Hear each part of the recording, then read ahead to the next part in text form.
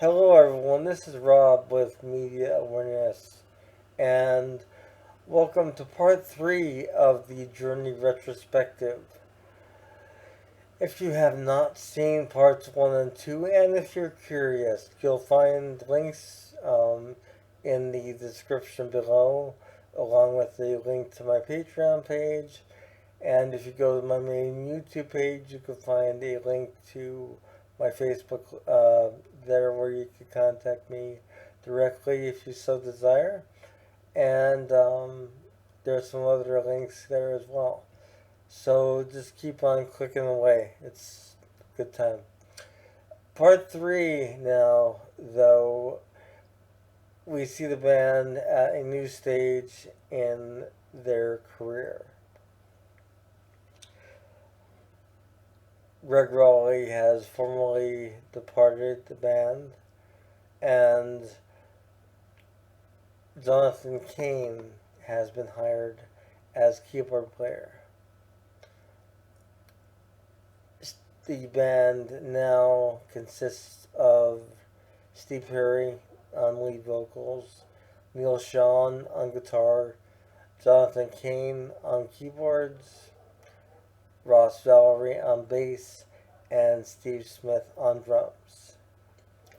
The band would go on to record the album Escape with this lineup.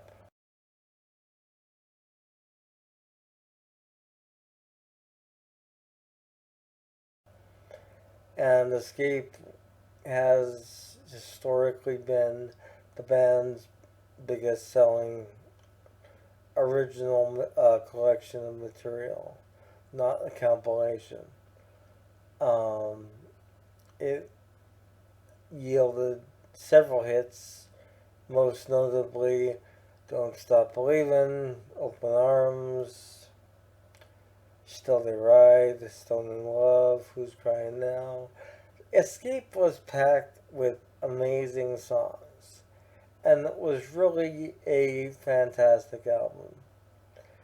Did it have filler? A little bit, but nothing that can't be overlooked for the majority of the album being substantial material with a lot of thought behind it and amazing musicianship. The tour was filmed in Houston and is available on DVD as well as on CD now. And the Escape uh, Houston CD is a good um, it's a good memento of that time. This particular CD wasn't released until recently, actually. Um, but when I list my Journey collection, I have it right after Escape because it is for the Escape tour.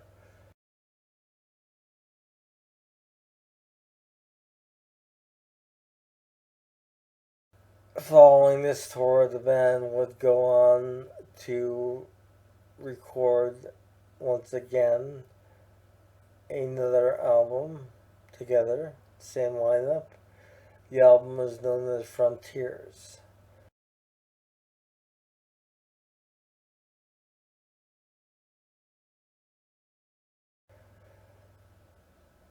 And Frontiers had a slightly heavier sound, um, both production wise as well as musically speaking. It's not a bad thing, it's not a good thing. I don't see it as a plus or a minus in this case. The songs are strong, the album is strong, and the majority of material still stands up quite well today. Especially songs like Separate Ways, Send for My Love, After the Fall, Frontier is the title track, Faithfully, of course. Those are actually my picks for songs off of that album. Edge of the Blade's also good. Never cared for Chain Reaction much. A lot of people like that song. Just never really resonated with me. Um, but Frontiers kind of signaled a point in the band's career. Just hear my cat in the background. Where the band needed to take a break. They had been basically going non-stop since the early 70s with really no time off. So Neil Sean did his own thing with Sammy Hagar at that point in time. Steve Perry recorded his first solo album, Street Talk, with Herbie Herbert's support. Herbie Herbert, if you may recall from the previous video, is was Journey's manager at that point, aka Journey's godfather. But he was really a good manager. He knew what he was doing, and I give him all the respect in the world for that. Jonathan Cain had reached out to Steve Perry, and they began talking about a follow-up album to Frontiers. According to what I researched, the band had convened together, and Ross Valerie was either dismissed or left of his own accord. It's unspecified. But there were some musical differences, and Steve Smith did record on Raised on Radio. He played on the song Positive Touch. The album also featured two bass players. I was unaware of that when I did my Raised on Radio video. So, Raised on Radio, the album featured Bob Glaub on bass, as well as Randy Jackson on bass. Randy Jackson from American Idol. Randy Jackson.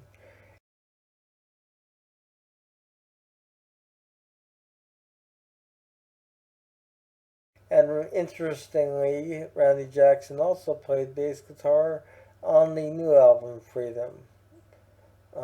Out once again today, July 8th, 2022. Randy Jackson would go on to play on the Raised on Radio tour with drummer Michael Baird. On the album, the drummer was Larry London on all tracks except for Positive Touch, I believe. And that was the song that Steve Smith played on, to my knowledge. The Raised on Radio tour was extremely successful for the band.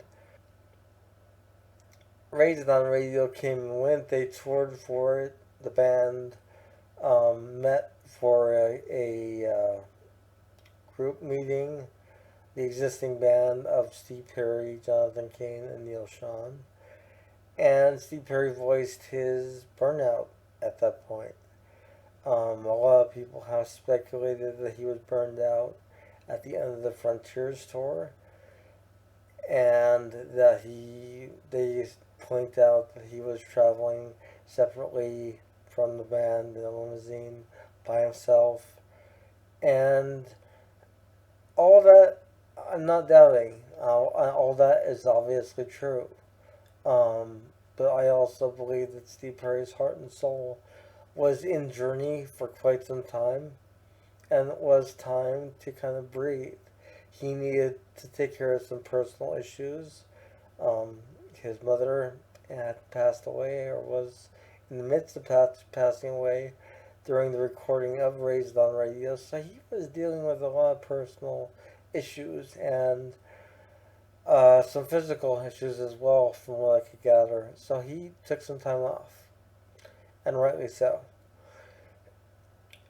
In the midst of this, Columbia Records decided to still use their power as a record label, and they issued greatest hits.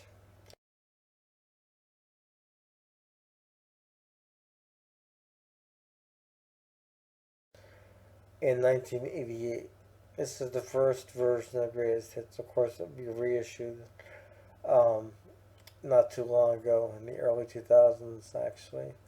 But the original Greatest Hits was the first time we as Journey fans got to have Only the Young from Division Quest soundtrack, as well as Ask the Lonely on a Journey album. These songs were previously only available as soundtrack material. We still did not have Only Solution from the Tron soundtrack, but that was to come, and that will be covered in the next video, part 4. I hope you've enjoyed part 3 and learned a little bit more that you may not have known about Journey from this video. Once again, this is Rob with Media Awareness. If you like this video, click the like button, click the bell icon, and check out all the links below. It's been a pleasure, and I will see you soon. Bye.